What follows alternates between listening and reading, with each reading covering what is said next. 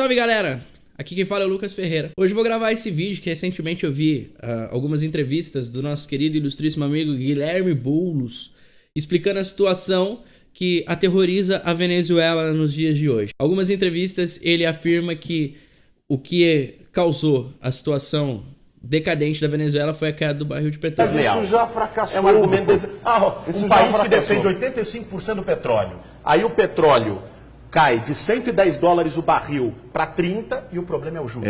A Venezuela é um país que sofre da chamada doença holandesa. Tem a dependência de um único produto, que é o petróleo. 97% das exportações venezuelanas vem do petróleo. O petróleo, quando estava em 2008 a 120 dólares o barril, a Venezuela estava lá em cima. Quando o petróleo caiu para 30 dólares o barril, o país foi à falência. Então, quando a Venezuela tinha o barril de petróleo a 110 dólares o barril, era uma coisa. Quando o mercado internacional caiu o barril para 40, a Venezuela entrou em colapso. E isso, evidentemente, nesse colapso econômico, entra menos dólar, gera uma crise cambial, gera inflação e o país fica numa situação econômica brutal. Só tem um problema com essa informação. Ela está completamente errada. O barril de petróleo só começou a cair em 2014, mais precisamente em setembro de 2014. Porém, é possível encontrar notícias de escassez de comida na Venezuela em setembro de 2013, em abril de 2012, em 2011, quando o barril de petróleo ainda era 120 dólares, em 2010, em 2009 e em 2007. Em 2013, já havia falta de papel higiênico na Venezuela, que fez com que o Maduro desse aquela entrevista com aquela frase brilhante que o papel higiênico estava faltando na Venezuela porque as pessoas estavam comendo demais e, consequentemente, evacuando demais. E ele foi, obviamente, chacota no mundo inteiro por causa disso.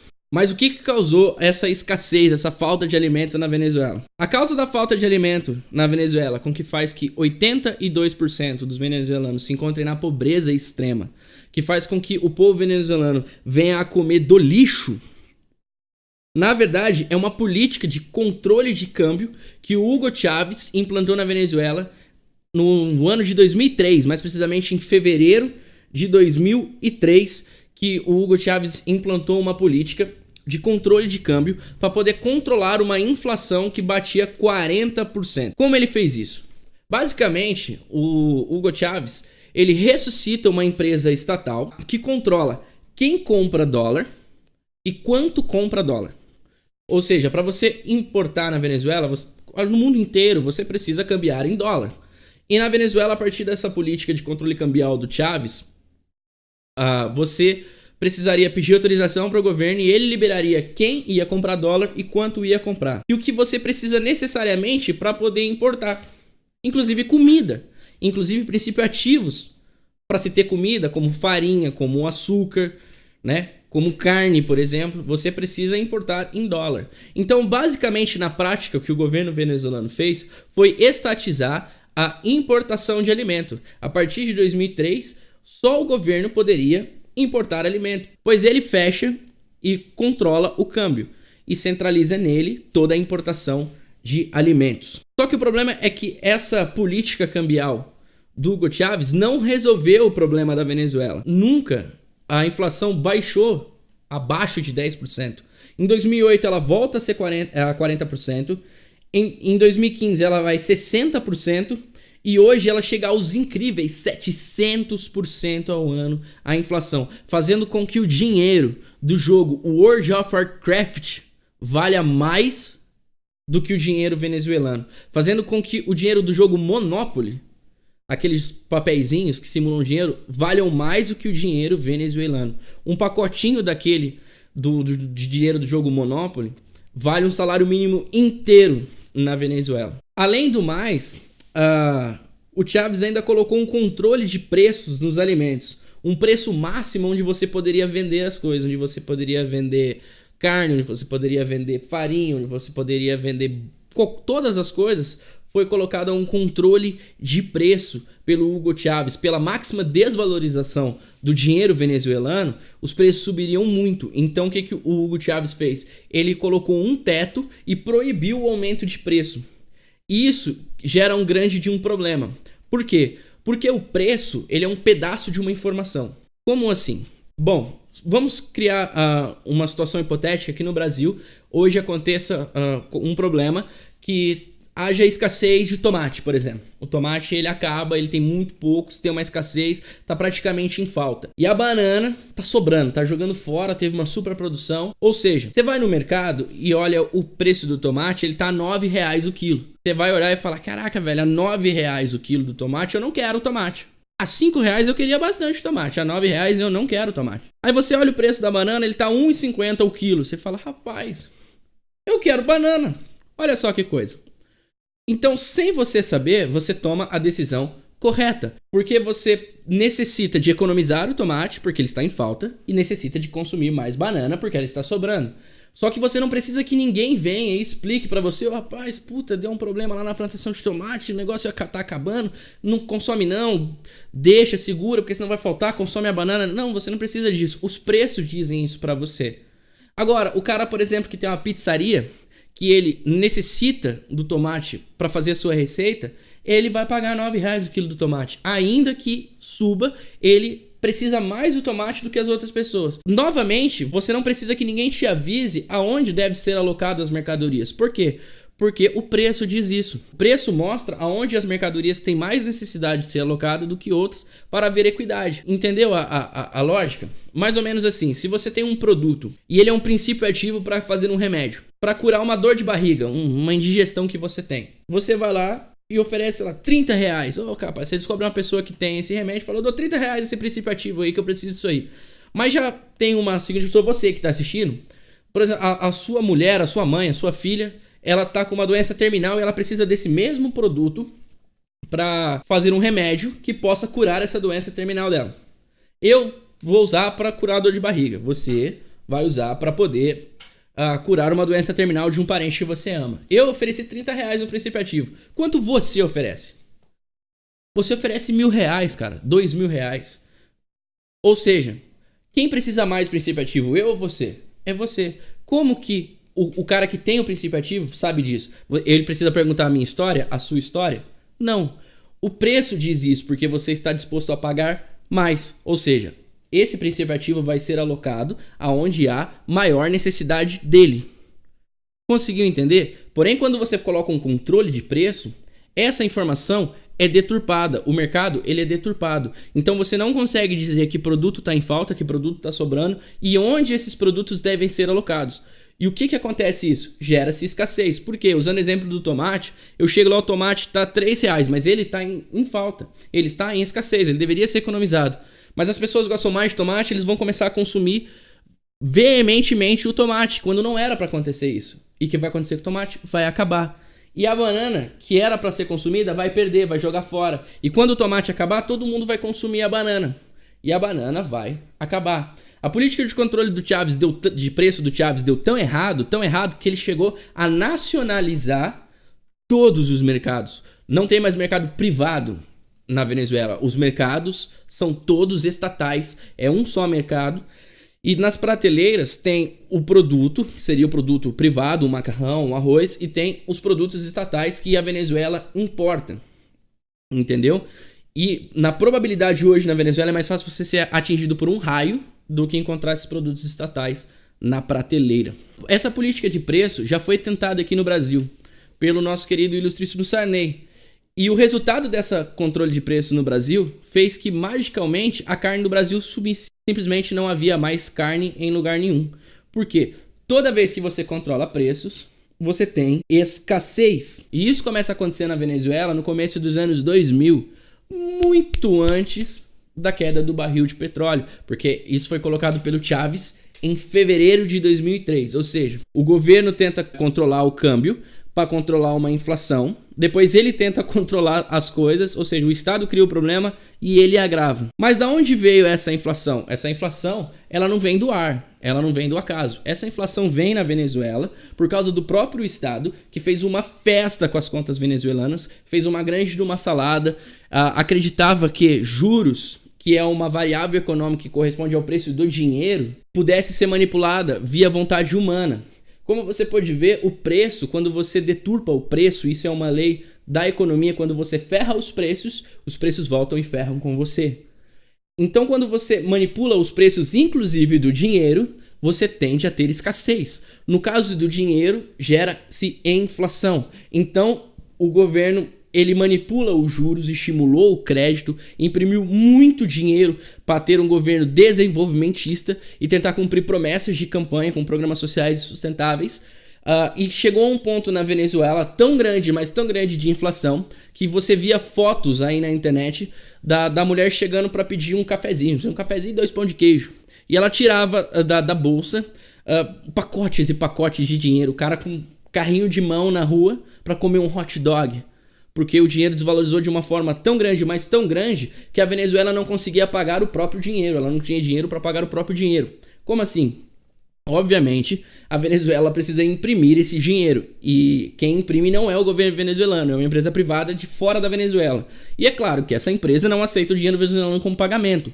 Ou seja, a Venezuela mandou imprimir o dinheiro e ela não tinha dinheiro para poder pagar essa empresa e deu calote. Você consegue entender o cúmulo que se chegou o estado do governo venezuelano sobre a inflação, sobre a manipulação do dinheiro, as festas que eles fizeram? Tanto que você chega e você olha, por exemplo, em 2012, quando o barril de petróleo estava $120 o barril no mundo e mais ou menos $103 na Venezuela, a Venezuela já aparentava um déficit de 17%, com que faz com que sua moeda desvalorize ainda mais e gere ainda mais inflação. E o governo venezuelano, ao invés de soltar a economia, tirar os embargos econômicos, tirar leis trabalhistas absurdas, como por exemplo na Venezuela, se você recebe um salário mínimo, você não pode ser mandado embora. Aí você fala, isso é bom? Não. Sabe o que acontece? Desemprego, porque o patrão não vai contratar. O salário mínimo, em suma, ele já gera desemprego, porque se você não produz o salário mínimo, você fica desempregado para sempre. E se você não pode ser mandado embora, o patrão não te contrata. Então, em vez de ele soltar o câmbio, tirar o controle de preços, diminuir a burocracia, não. Ele foi e travou a economia ainda mais, estatizou os mercados, como eu falei, estatizou os alimentos, confiscou propriedades privadas de opositores, confiscou empresas privadas para poder estatizar os meios de produção. E isso basicamente gerou um problema grave, que é assim, se você apoia o governo, diz se você vai comer hoje ou não, porque os meios de produção e os alimentos estavam tudo na mão do Estado. Essa política do Chávez concentra poder nele, concentra poder no Estado, e ele simplesmente libera recursos para quem apoia o governo. É por isso que mesmo hoje, na situação onde 82% dos venezuelanos vivem em miséria extrema, você vê pessoas apoiando o regime do Nicolás Maduro, porque isso é um desespero. Se eu não apoio o cara, eu não vou comer. Entendeu? E essa política, ela foi tão ruim, que hoje, por exemplo, as pessoas compram dólar na Venezuela e não é para importar, eles pegam esse dólar e vendem no mercado negro, porque a política do Chávez que está até hoje, ela joga o preço do Bolívar muito para baixo, então o cara pega o dólar, vende no mercado negro por um preço muito maior de bolívares do que deveria ser, para poder basicamente sobreviver. Entendeu? Fora os cabalachos que você vê de cara que mora perto da fronteira com a Colômbia, por exemplo, ele compra comida na Amazon, recebe na Colômbia, entra pela fronteira e vende no mercado negro. Assim, é uns cabalachos doidos que basicamente mantém a Venezuela viva. Basicamente é o que deixa a Venezuela sobreviver, apesar do governo que, se não fosse esse mercado negro, essa situação provavelmente já não haveria vida na Venezuela, para você ter uma ideia. Bom, se a lógica do Guilherme Boulos fosse correta, não é interessante você pensar que se a Venezuela detinha o petróleo como principal fonte de renda, não era uma coisa meio óbvia e lógica que eles fossem criar alguma fonte secundária de renda, já que tinha bastante renda do petróleo entrando? Em 1999, para você ter uma ideia, quando o Chávez assumiu a Venezuela, todas as exportações venezuelanas somadas, exceto o petróleo, correspondiam a 4,3 bilhões de dólares, dos 20 bilhões que a Venezuela importou. Porém, em 2013, no auge do boom do petróleo, quando economias cresciam fantasticamente, a exportação venezuelana, exceto o petróleo, caiu de 4,3 para 3,11 bilhões de dólares. Em 2015, quando já tinha uma crise aterrorizante no barril do petróleo, ela quase que não caiu, ela caiu quase nada, ela caiu de 3,11 para 3 bilhões. Ou seja, quando o petróleo estava em alta, a economia venezuelana já estava num declínio avassalador, entendeu? Já estava indo pro saco quando o barril do petróleo ainda estava $120 o barril. Comparando a outros países que dependem fortemente do petróleo, por exemplo, a Nigéria, que em 99 tinha as suas exportações $865 milhões, em 2015, exceto o petróleo, subiu para $2,7 bilhões.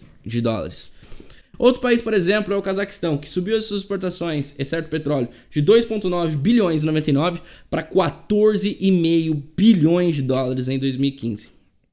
Se a Venezuela tem como principal fonte de renda o barril do petróleo e a queda do barril causou toda essa desgraça humanitária que a gente vê na Venezuela, onde 82% dos venezuelanos estão em pobreza extrema, eles comem do lixo, por que nós não vemos esse fenômeno acontecendo em outros países que dependem praticamente 100% do petróleo, como a Nigéria, Angola, México, Noruega, Canadá, Cazaquistão, Azerbaijão, Colômbia e Equador?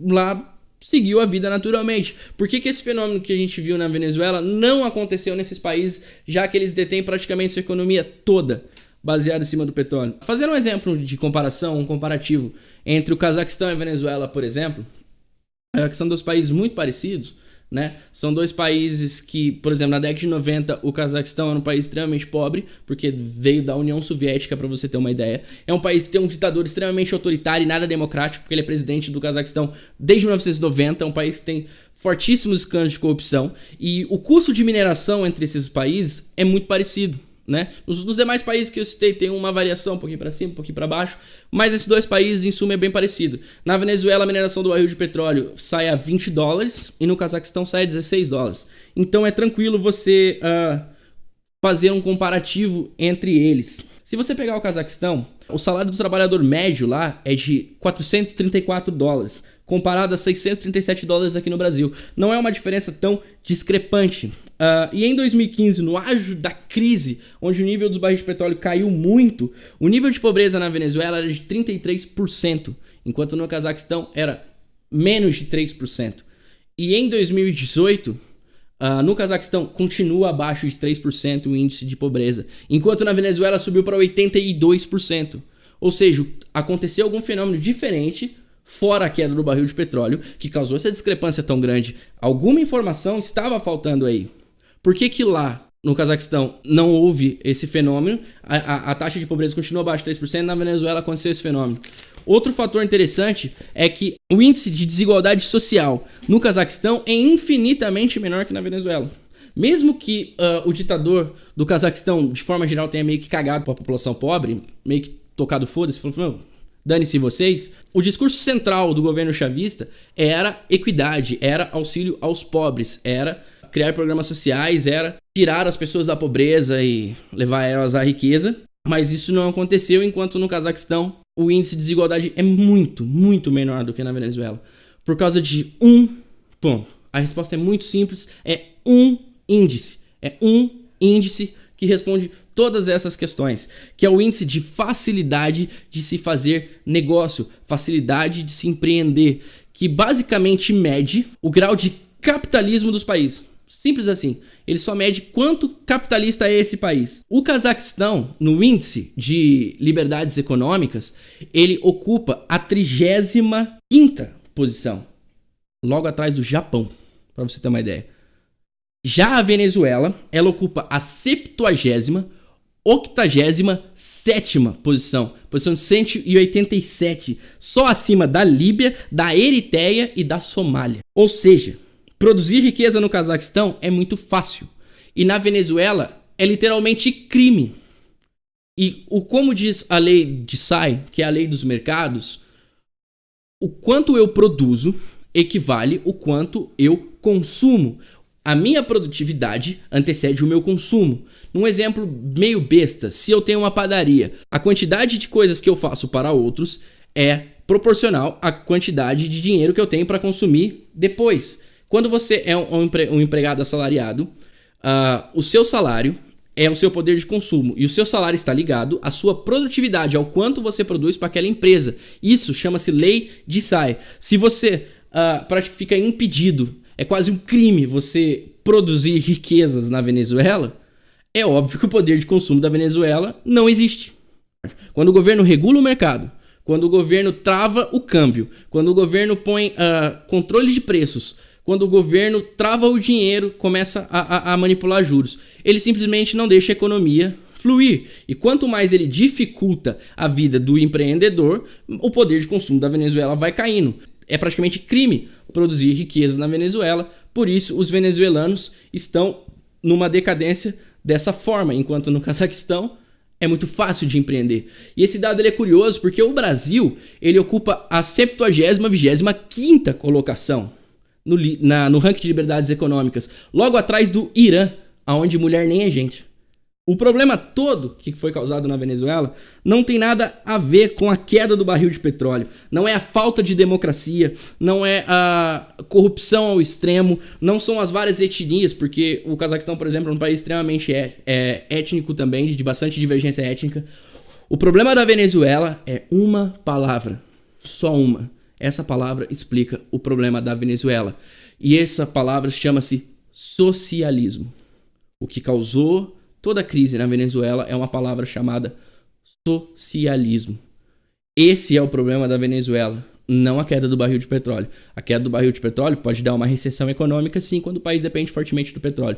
Mas o que aconteceu na Venezuela é muito antes da queda do barril de petróleo. Ela é o socialismo. Então, fique esperto quando você vê algum político falando isso. Nós tivemos as experiências das revoluções socialistas e do próprio histórico do marxismo, nas tentativas práticas, que são desastrosas, que foram desastrosas, né? Como você pesa essas coisas, entendeu? Aí eu tenho pensado muito nisso com os meus botões. Quando eu volto da luta na rua e tal, eu paro para pensar e eu acabo chegando ciclicamente à mesma conclusão. Eu quero correr esse risco. Eu quero explicitar esse risco. Eu quero contemporizar, eu não quero dar murro em ponta de faca. Eu aceito, arrosto incompreensões, eu aceito abrir mão do papel de herói solitário e eu quero ser a pessoa que tem a habilidade para atravessar essas coisas aí. Ou falando isso. Ou apoiando isso. Minhas amigas e meus amigos, fui grande amigo de Chávez e lutamos juntos em favor dos povos oprimidos da América Latina.